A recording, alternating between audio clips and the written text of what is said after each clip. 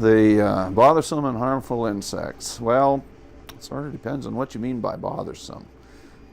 Since we have people that are both highly tolerant of critters flying around and landing on them, as well as people that are highly paranoid about it, sometimes it's a little hard to determine what's bothersome. But if we leave it at the level of harmful in some way, such as stinging or biting or piercing, then this time of the year we're still doing pretty well. But as spring progresses, it moves into summer, then we will start picking up biting flies, particularly, such as black flies, which are also called buffalo gnats, no-see-ums, which are also called punkies, which are smaller versions of black flies, and we'll also move into mosquito season. Technically, mosquitoes are already active, but the really pesky ones won't be coming out for about another month or so yet in any abundance.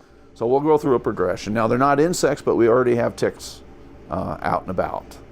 And so that's something else that, in terms of the small critter issue, that's something else to be watching for. And they'll be active all the way through spring and summer.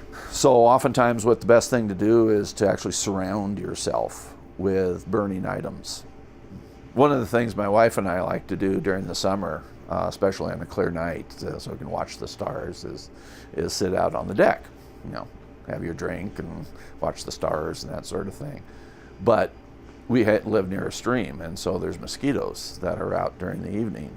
And so we do just that. We ring ourselves with citronella candles so that smoke wafts around us, and we put some high on the railings and we put some down low so that you have some smoke swirling around your legs as well as coming up higher.